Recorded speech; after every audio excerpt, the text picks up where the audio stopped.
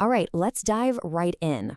Today we're looking at a research paper with a pretty bold claim, one that challenges a cornerstone of scientific history. The paper's title is Origin of Laws of Motion, an Introspective Study, and it asks us to rethink what we know about where these fundamental laws came from. So, when I say the laws of motion, who pops into your head? For pretty much everyone, right? It's Sir Isaac Newton. But what if the ideas behind his famous laws were actually described thousands of years before he was even born? So here's our source for today's explainer. It's a 2020 paper from the American Journal of Engineering Research, and it makes a fascinating argument that the origins of these laws might not be in 17th century England, but way, way back in ancient India. But, before we get into the really wild stuff, we kind of have to set the stage. Let's do a quick recap of the story we all learned in science class, the story of Sir Isaac Newton. Okay, so these are the big ones. Newton's 3 laws, published back in 1687. They're the absolute bedrock of classical physics. You've got the law of inertia, the relationship between force and acceleration, and of course, for every action there's an equal and opposite reaction. This stuff explains literally everything from a thrown ball to how the planets move. So with that classic story in mind, let's pivot to the really interesting part of this paper, the idea that Newton's work has an ancient counterpart. So who is this ancient counterpart? Well, the paper introduces us to Rishi Kanada, an ancient Indian sage and philosopher. And get this, he is believed to have lived around the 6th century BCE. He was one of the founders of a school of philosophy that tried to explain the physical world through atoms and how they interact. And the core evidence, the whole argument in this study, it all comes from his writings. Specifically, a text called the Vaisheshika Sutra.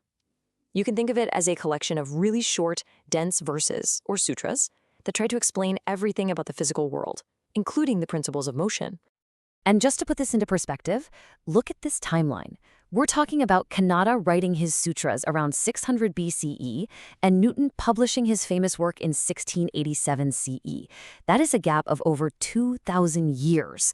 It's a massive amount of time, which is what makes this paper's claims so provocative. So what did these ancient verses actually say? What's the evidence the paper is pointing to that makes it draw these parallels to Newton's laws?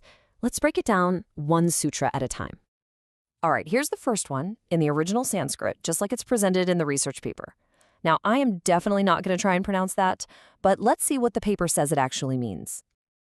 Okay, so according to the paper, the English translation is this: change of motion is due to impressed force. Now, what does that sound like to you? The paper argues this is basically the concept of inertia, right? The idea that an object will just keep doing what it's doing, staying still or staying in motion, unless some outside force acts on it.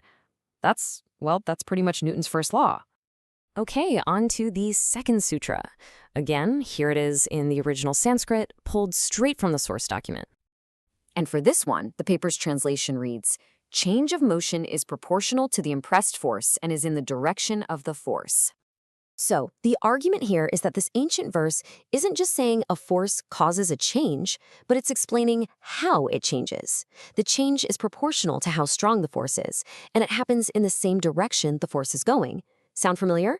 That is the fundamental principle behind Newton's second law. And finally, we have the third sutra highlighted in this study. It's the most concise of the 3, and here it is. Now get this, according to the paper, its translation is incredibly direct.